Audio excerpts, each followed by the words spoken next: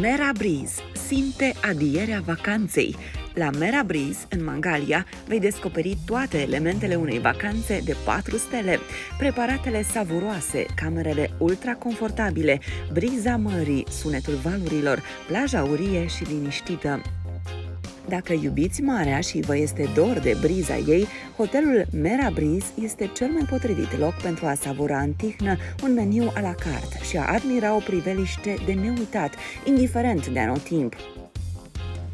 Aici, fiecare dimineață de vacanță începe cu briza mării, cu un mic dejun bogat în preparate internaționale, cu brânzeturi sau mezeluri gustoase, gemuri, fructe proaspete și cafea. Orice ați alege, bufetul suedez vă stă la dispoziție de fiecare dată.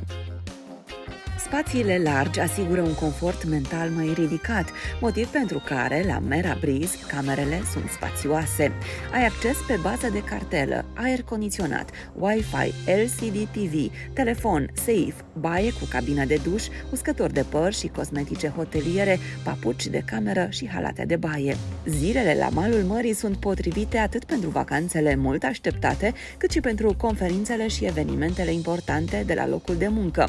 Dacă ești în căutarea unei zone de conferințe business, hotelul Mera Breeze îți pune la dispoziție o sală dotată cu cele mai noi tehnologii, cu lumină naturală și terasă generoasă, fiindcă niciodată nu te saturi de priveliștea mării sau de briza ei.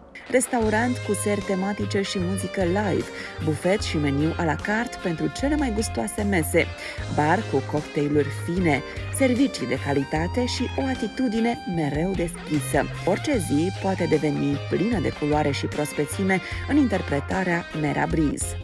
Când vrei ca răsfățul să ia forma unei experiențe profund senzoriale, alege hotelul Mera Breeze din Mangalia.